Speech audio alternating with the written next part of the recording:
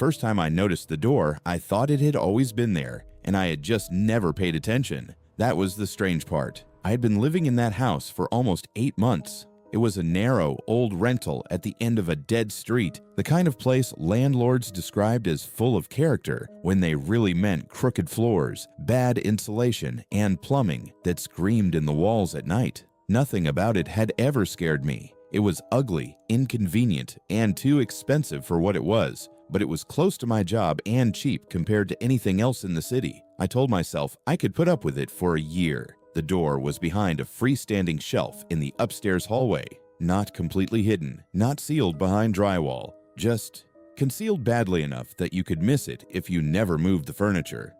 The shelf had been there when I moved in, tall, painted white, bolted lightly to the wall. I only shifted it because I dropped an earring behind it and couldn't reach it with a broom handle. When the shelf scraped forward, I expected dust and maybe a water stain. Instead, I found a thin wooden door no wider than my shoulders, painted the same color as the wall with no handle on the outside, just a small brass keyhole and a rectangular outline I somehow had never noticed before. I stood there for a full minute staring at it, trying to force a memory of seeing it before. I couldn't. That bothered me more than the door itself. I called my landlord. No answer. I texted him a picture and asked what it was. He replied an hour later with one sentence. Old storage access. Don't mess with it. That should have settled it. But it did the opposite. If it was just storage, why hide it behind furniture? Why not mention it? And why did his reply come so fast and sound like he'd been expecting the question? That night, I kept finding reasons to walk past the upstairs hallway. I'd go to the bathroom and glance at the shelf. I'd pretend I needed my charger from the bedroom and pause on the landing. Every time, the shelf looked exactly where I'd left it, angled away from the wall, just enough for the edge of the hidden door to show. Around midnight, while I was in bed trying to ignore the rain tapping the windows, I heard a sound from upstairs, a soft wooden knock, not on the front door, not from a branch outside. It came from inside the house, from above me. 3 slow taps, then silence. I sat up and listened so hard my ears hurt. Nothing else came. After a while, I convinced myself it was the pipes, or the shelf settling, or old wood expanding from the damp weather. I almost believed that until I remembered I was already upstairs. My bedroom was 10 feet from that hallway. I didn't check. I told myself I wasn't scared. I just wasn't stupid enough to wander into a dark hall at midnight because some wood creaked in an old house. But I barely slept, and when morning came, I went straight to the shelf. It had been pushed back against the wall. Not far. Maybe an inch or two, but I knew exactly how I'd left it because I'd meant to move it back properly and never did. I stood there with my coffee turning cold in my hand, staring at that shelf and feeling something slow and ugly settle in my stomach. There was no one else in the house. I lived alone. The doors were locked. The windows were painted shut except for the one in my room, and that one still had the stick wedged in the track. I checked anyway, going room to room with ridiculous determination, as if I wanted to catch myself being wrong. Nothing was open. Nothing was missing. When I got home from work, I did something I'm still embarrassed to admit. I put a strip of clear tape across the edge of the hidden door and the frame. Just one piece, low enough that I could tell if it opened, high enough not to brush against it by accident. Then I shoved the shelf back into place and told myself that if the tape was unbroken in the morning, I was done being dramatic. The tape was split when I woke up, not peeled, not loose, torn cleanly through the middle. I didn't go to work that day. I called in sick, dragged the shelf away from the wall, and crouched in front of the door with a flashlight and a kitchen knife, which was pathetic but made me feel less helpless. The keyhole was old and tarnished, but the wood around it was cleaner than the rest of the door, as if fingers had touched it over and over for years. I remember that detail because it made the whole thing stop feeling abandoned. Old storage rooms don't get polished by use. Whatever was behind that door had been opened recently. I tried the knife in the keyhole first, then a screwdriver, then a bent bobby pin. Nothing worked. The lock held. For a while, I just knelt there, breathing too fast, thinking about how many times I had slept in that house while there was a locked space inside it that I knew nothing about. Then I noticed the scrape marks on the floor. They started under the door and ran outward. Faint, but visible in the dust along the baseboard. Thin parallel lines, like something with weight, had been dragged in and out more than once. I backed away so quickly I hit the opposite wall. That was the moment I stopped trying to be rational. My brain had been handing me explanations for 2 days. Old storage, settling wood, a draft moving the shelf, but those marks didn't fit any of them. They looked deliberate, repeated, human. I called the police and immediately felt stupid while explaining it. Hidden door, tape broken, strange sounds, possible intruder. Even I could hear how that sounded. But 2 officers came out anyway, mostly because I said I was alone and afraid someone was living in the house. One of them was patient. The other looked annoyed until we moved the shelf and they saw the door. That changed something. The patient one asked my landlord's name. The annoyed one ran his thumb over the lock, then asked how long I'd been renting there. Neither of them laughed. They asked me to wait downstairs while they forced it open. I heard the first kick, then a crack, then silence that lasted long enough to make me stand up from the kitchen chair. After that, I heard one of them say, very clearly, "What the hell?" I wasn't supposed to go up, but I did. The hidden room was smaller than I expected, more like a passage than a room. A narrow space built into the dead section between my hallway wall and the next house over. It ran several feet back, then widened just enough to stand in. The air coming out of it smelled dry and stale, but underneath that was something warmer, human, like old laundry and skin and closed spaces. There was a mattress on the floor, a lamp with no bulb in it, 2 empty water bottles, protein bar wrappers, and taped to the wall, directly facing the crack where the door had opened, were photographs. Not random ones. Pictures of me. Some were clearly taken outside. Me carrying groceries, me unlocking my car, me standing at the curb with my phone. But others were from inside the house. Me asleep on the couch with the TV on. Me in the kitchen from an angle that could only have been taken through the narrow gap above the cabinets. Me coming out of the shower with a towel wrapped around my hair, photographed from the upstairs hallway. I couldn't breathe. For a second, my body forgot how. One of the officers moved in front of the wall like he was trying to block my view, but it was too late. I'd already seen the dates written on the backs of a few photos in black marker. Some were from before I moved in. There were pictures of the woman who had rented the house before me. Same couch, same kitchen, same hallway, same wall of photographs. The patient officer walked me downstairs and asked if I had anywhere else to stay. I kept asking if they found anyone. He wouldn't answer directly, just kept saying they were searching the property. The other officer called for backup. I sat on the bottom stair, wrapped in a blanket I don't remember getting, staring at the front door while people moved through the house above me. Every sound made me flinch. Every footstep felt too close. Eventually, one of the officers came over and told me they hadn't found anyone inside. That should have relieved me, but it didn't. Because a few minutes later, another officer came in from the backyard holding something wrapped in an evidence bag. He walked past me, and for 1 second I thought it was a weapon. It was a key. Small, brass, old. It had been found under the flower pot beside my back door. I moved out that evening. I never spent another night there. The landlord stopped answering my calls, then vanished completely. Last I heard, the property had been tied up in some legal mess and sat vacant for months. The police never told me everything they found in that hidden room. Maybe they thought they were sparing me. Maybe they didn't know. But one detective did call later and ask a question that still bothers me more than anything else. He asked whether I had ever noticed food going missing in very small amounts. A slice of bread, a little milk. Things hard to track. I said yes. He was quiet for a moment, then asked if I had ever heard footsteps in the hallway at night and dismissed them as the house settling. I said yes again. There was another pause after that, longer this time. Then he thanked me for my time and hung up.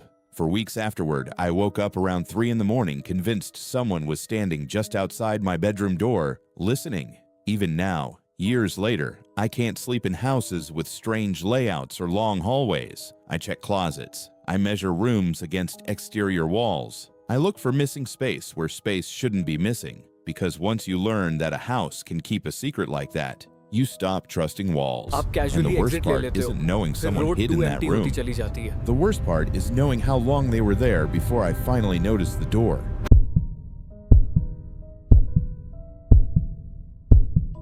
I'm taking 22 as 2 and continuing with the second story. I found the room because the floor in my dining room sounded wrong.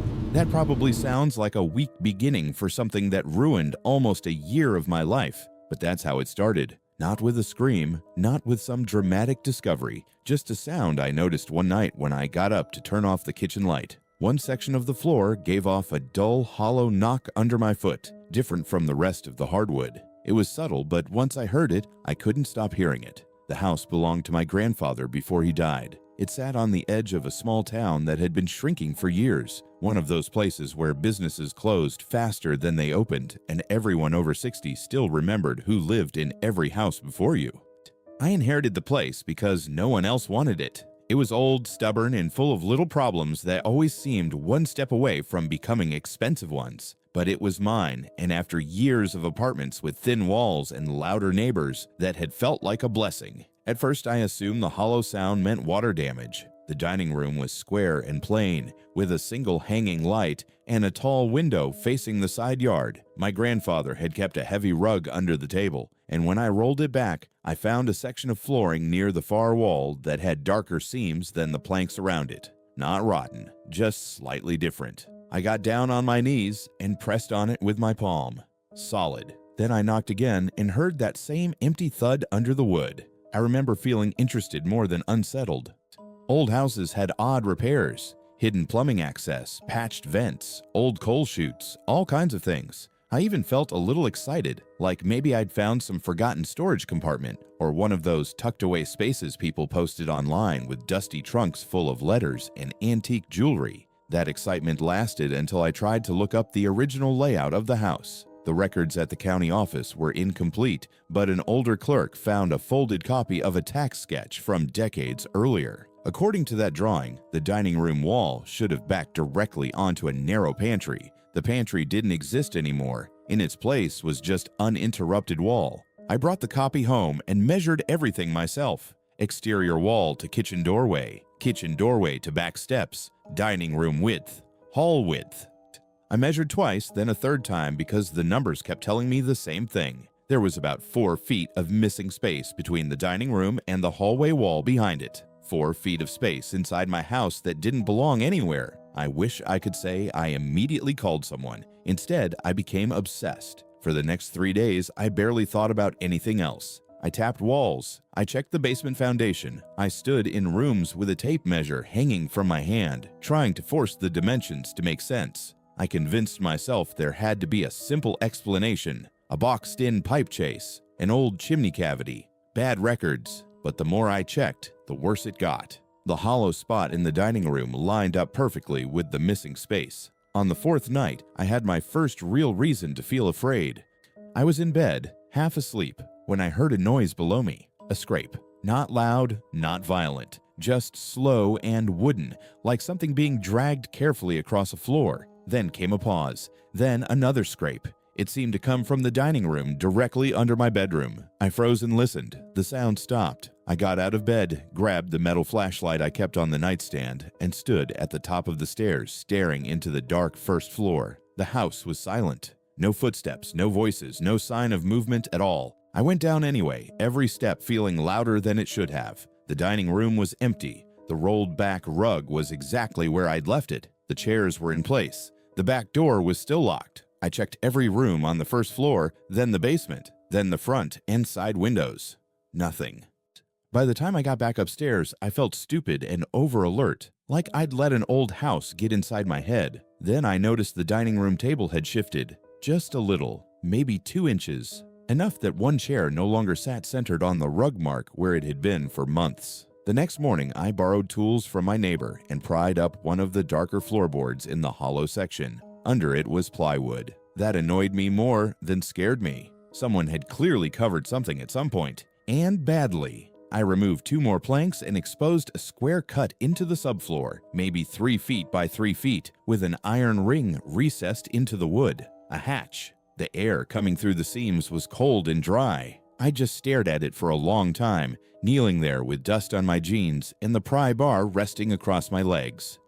There was a part of me that still wanted this to be ordinary. A root cellar, an old utility crawl space, anything explainable. But if it was ordinary, why cover it so carefully? Why hide it beneath finished flooring and a rug and a full dining table? I hooked my fingers through the ring and pulled. The hatch lifted about an inch, then caught on something below. I pulled harder and heard a soft shift from the darkness underneath, followed by a sound so faint I almost doubted it happened. A breath. I let go so fast the hatch slammed shut. For the next 10 seconds, I couldn't move. My whole body locked in place, every muscle waiting for another sound. Nothing came. Just silence so complete it made the room feel sealed off from the rest of the world. I backed away, grabbed my phone, and called the police. This time, I didn't feel stupid. I didn't soften it or second-guess myself. I told them I had found a concealed hatch in my house, and I believed someone was underneath it. 2 deputies arrived within 15 minutes. One was young and talkative until he saw the opening in the floor. The other, older and heavier, became serious immediately. They moved the dining table aside, pulled the hatch fully open, and swept their flashlights down into the space below. There was a ladder. Not an old built-in ladder, but a newer metal one bolted against the side wall, disappearing into darkness. The cavity beneath the house was deeper than a crawl space, more like a dugout chamber. One deputy asked if I knew of any basement extension or storm shelter. I said no. He looked at me in a way that suggested he believed me. They went down first. I stayed in the kitchen until I heard one of them call up that the space was clear. I don't know why I went down after them. Curiosity, probably. Or the stupid human need to see the thing that scares you so your mind stops inventing worse versions of it. The hidden room was about 8 feet wide and maybe 12 feet long, with the ceiling low enough that the deputies had to duck. The walls were unfinished earth reinforced with old timber and sections of poured concrete. It smelled like soil, mildew, and something metallic underneath both. There was a folding cot in one corner, plastic water jugs, canned food, a battery lantern, stacks of newspaper, extension cords, a portable radio. It looked less like abandoned storage and more like someone had been preparing to stay there. Then I saw the wall opposite the ladder.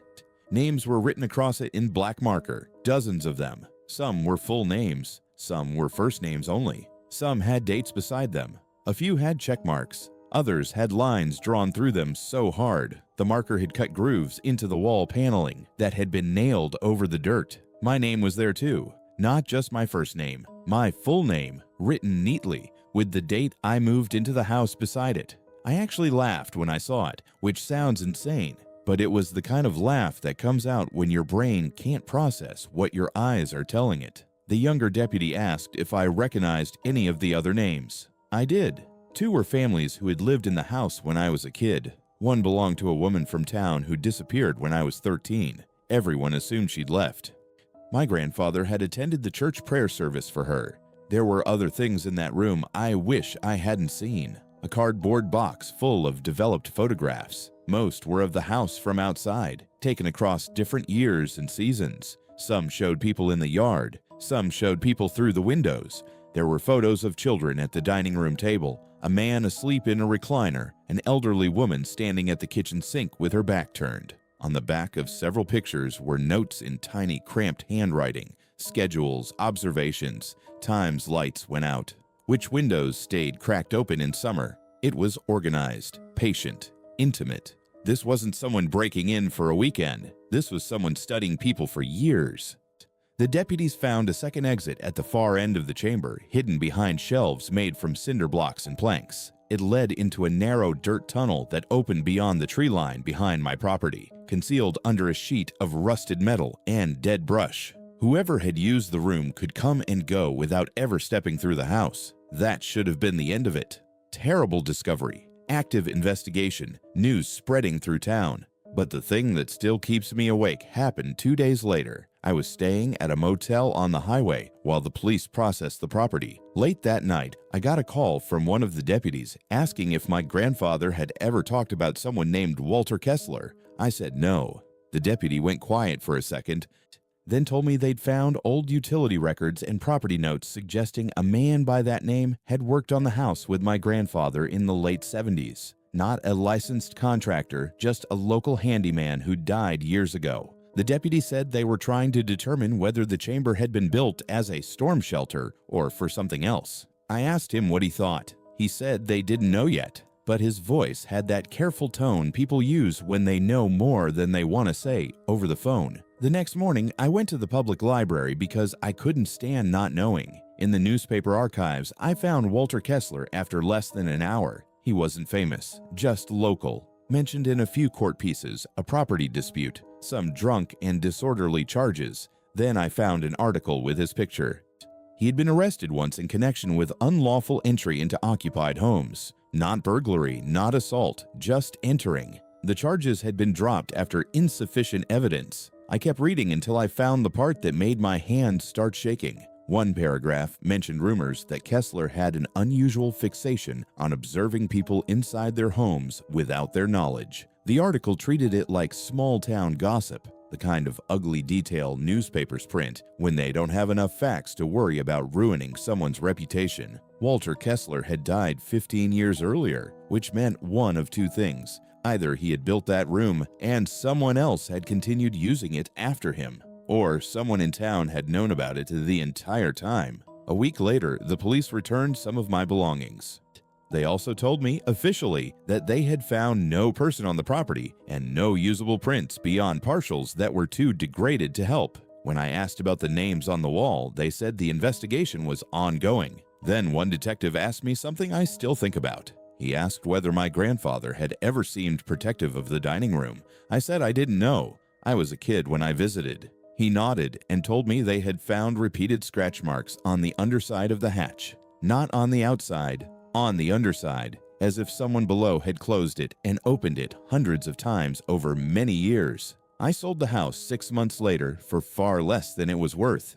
I didn't care. The buyers planned a full renovation. Last I heard, they filled the chamber with concrete. People tell me that should make me feel better. It doesn't, because sealing a room doesn't erase what happened in it. And because I still remember one photograph from that box more clearly than any of the others. It showed my dining room at night from a low angle near the floor, like it had been taken from just inside the hidden chamber before the hatch was fully closed. In the picture, the room was dark except for moonlight from the side window. The table stood in the center, the chairs were tucked in, and on the back, in small, cramped handwriting, were 4 words. He knows about the floor.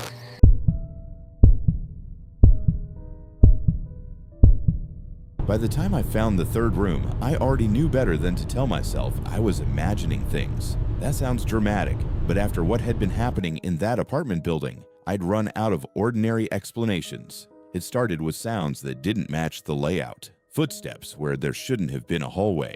A soft knock behind my bedroom wall that never came from the neighbors on either side. Once, around 2 in the morning, I woke up because I heard what sounded like someone coughing directly above my bed. Low and wet, and close enough that I sat straight up expecting to see a person in the room. But I lived on the top floor. There was no apartment above me. I moved into that building because it was one of the only places in my price range that didn't look completely ruined. It was an old converted boarding house.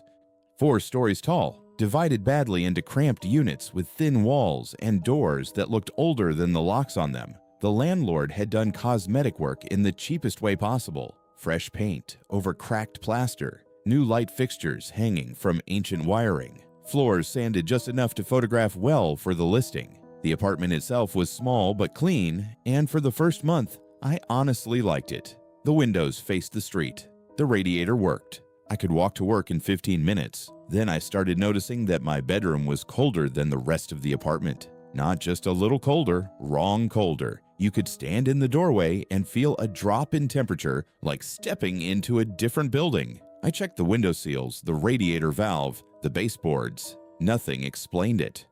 The room smelled faintly dusty no matter how often I cleaned, and sometimes, especially late at night, there was another smell underneath that. Not rot, not mold, something stale and dry, like closed fabric and old paper. I mentioned it to the tenant across the hall, a woman named Denise who had lived in the building longer than anyone else. She got strangely quiet when I said my bedroom felt cold. Then she asked, "Does it happen more near the closet?" That was the first moment I felt something shift. I asked why she'd said that, and she shrugged too quickly and told me old buildings had dead air pockets in the walls. Then she changed the subject so obviously it bordered on rude. I remember walking back into my apartment with that answer rattling around in my head, because if it was just bad insulation, why had she looked scared before she covered it up? That night, I checked the closet. It was narrow and built into the wall beside my bed, just wide enough for shirts and a few stacked boxes on the top shelf. I took everything out, ran my hand along the back paneling, and noticed almost immediately that the rear wall sounded different from the sides,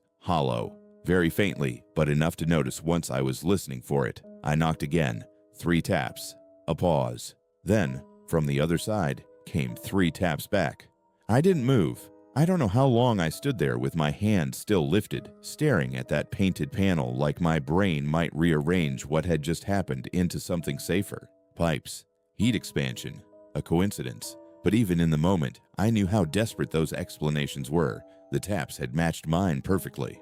Same rhythm, same spacing. Like an answer, I left the closet open all night with every light in the apartment on. The next morning, I called the landlord, straight to voicemail. I texted, no reply. By noon, I was angry enough to start examining the closet properly instead of just being afraid of it. The back panel wasn't original plaster like the rest of the room. It was a large sheet of thin wood, painted over to blend with the wall, trimmed neatly at the edges. Too neatly. The kind of quick cover-up that only looks invisible until you know to look for seams. I slid a butter knife into one of those seams and pried. At first, nothing happened. Then the panel pulled forward less than an inch, and a wave of cold air touched my face from the dark behind it. There was space in there. A narrow void between my wall and whatever structure sat behind it. I widened the gap with shaking hands and shined my phone flashlight through. The beam caught rough brick, a strip of subfloor above, and a passage so tight it looked less like a room and more like a slot carved into the building itself. It extended past the edge of the closet in both directions. I could also see something else, a folded blanket on the floor pushed against the brick. I dropped the panel and stumbled back so hard I hit the bed. Someone had been in there, or still was. I called the police, and this time I didn't care how crazy I sounded. Hidden passage in the wall, possible intruder, evidence of habitation. 2 officers came out, and one look at the panel was enough to make them stop treating it like a noise complaint. They removed the whole section in under a minute. The space behind it was about 2.5 feet wide, running between units like an access corridor nobody was supposed to know about. Maybe it had once been part of the old boarding house design, a servant passage or maintenance chase before renovations carved the building into apartments. The officers stepped inside first with flashlights raised, moving slowly because the floorboards were uneven and coated in thick dust, except for one narrow path where the dust had been flattened down by repeated use. That detail got me more than anything at first. Not the blanket, not the empty water bottle, the path, because it meant movement, recent movement, again and again. The passage stretched past my bedroom wall, then opened into a wider cavity behind the adjacent apartments. One officer asked if anyone else had access to ceiling voids or basement routes in the building. I had no idea. The landlord still wasn't answering. Denise had stopped opening her door when I knocked. Then the officer at the far end called for his partner in a tone that made my stomach drop. There was a room behind the walls. Not a real finished room, more like a hollowed-out pocket between units where the original structure had left dead space during renovations. Someone had made it livable in the worst possible way. There was a camping lantern, canned food, old magazines, a bucket, batteries, a small portable fan, and a milk crate filled with things that turned my legs weak when I saw them. Photographs, chargers, hair ties, receipts, small objects that didn't belong together until you understood what they were. They belonged to the tenants. The police sat me down in my kitchen while they searched the rest of the passage, but I had already seen enough to understand what that place was. Not a storage cavity, not some forgotten utility void. Someone had been using the walls to watch people, to listen, maybe to come and go while they slept. The officers started knocking on other apartment doors. Half the tenants were at work. The others came into the hallway, pale and confused, as the building suddenly filled with uniforms and shouted questions. Denise stood across from me in her robe, with both arms folded tight over her chest, refusing to meet my eyes. When one officer asked if she knew anything about inaccessible wall spaces, she said no too quickly. The search kept expanding. Behind one bathroom medicine cabinet, they found another removable panel. In a different unit, a vent cover had been altered so the slats could be opened from inside the wall. The building wasn't just hiding one room, it was full of concealed access points. The landlord finally arrived an hour later, breathless and furious, acting more inconvenienced than alarmed, until the police started asking very direct questions. He claimed he knew nothing about any hidden spaces, said the building was ancient, said he'd only owned it for 6 years, said renovations before his time must have covered weird old service areas. Maybe some of that was true, maybe not. But while he was talking, I watched his eyes flick once toward Denise. She saw me notice and looked away. The police never found a person in the walls that day. That's the part people always assume must have happened, but no.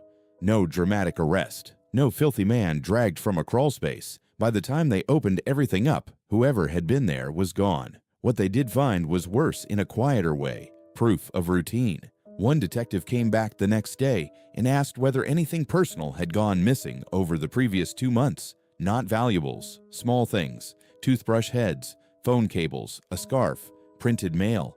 I said yes before he even finished the list. I had blamed myself for all of it. Being disorganized, forgetting where I put things. There had even been one afternoon when I got home and found my bedsheet tucked in differently than I remembered, but I'd written that off as tiredness and stress. Then he asked whether I had ever woken up feeling like someone had been standing near the bed. I couldn't answer right away, because yes, more than once. There had been nights when I came out of sleep with my heart already racing, not from a nightmare, but from the absolute conviction that I was no longer alone. I would open my eyes and see nothing, hear nothing, and eventually feel stupid enough to lie back down. But the feeling had been so strong, so physical, that I started sleeping with the lamp on some nights without fully admitting to myself why. The detective told me they'd found fibers in the passage matching several tenants' linens. That meant the person using the walls hadn't just been watching from inside them. At some point, they had come out. I moved into a hotel that evening. Most of the other tenants did too.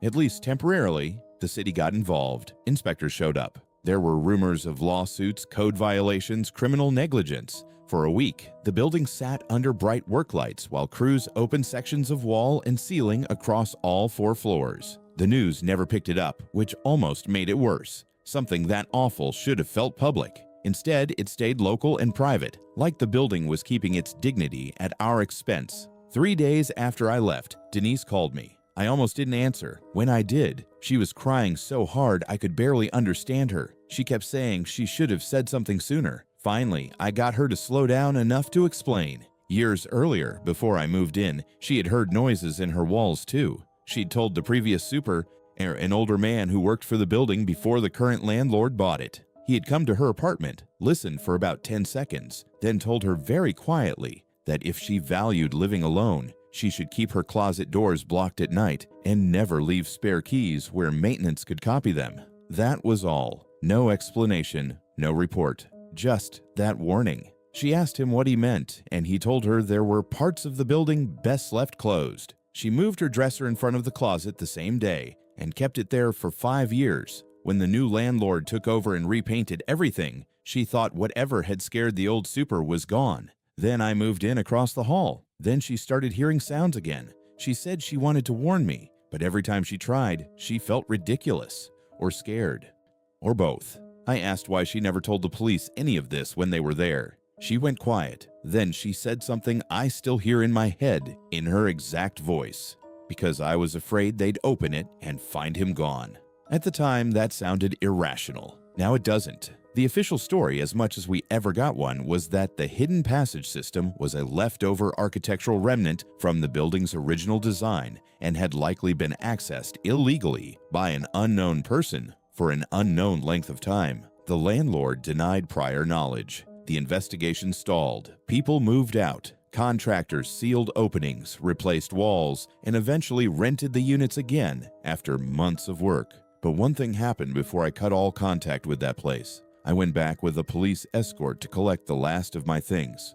My bedroom closet had been fully removed by then, the wall behind it open to the studs. In daylight, with workers in the building and all the hidden spaces exposed, it should have felt less frightening. Instead, it felt stripped open and sick, like a body on an operating table. As I packed, I noticed writing on one of the interior studs that must have been hidden behind the closet for years. Pencil, faint, but readable. Not construction notes, not measurements, just one sentence. Don't let them hear you breathing. I showed it to the officer with me. He stared at it for a long moment without speaking. Then he asked the workers if any of them had written it as a joke. None of them had. Maybe it had been there for decades. Maybe it had nothing to do with the person in the walls. Maybe. But there was one more thing. Taped to the inside of the old closet panel, facing the hidden passage where I never would have seen it until the wall came down, was a photograph of my bedroom taken from above while I was asleep. It had been taken only a few feet from my face, and in the picture, near the edge of the frame, half hidden by darkness, was the shape of a hand resting lightly on my pillow.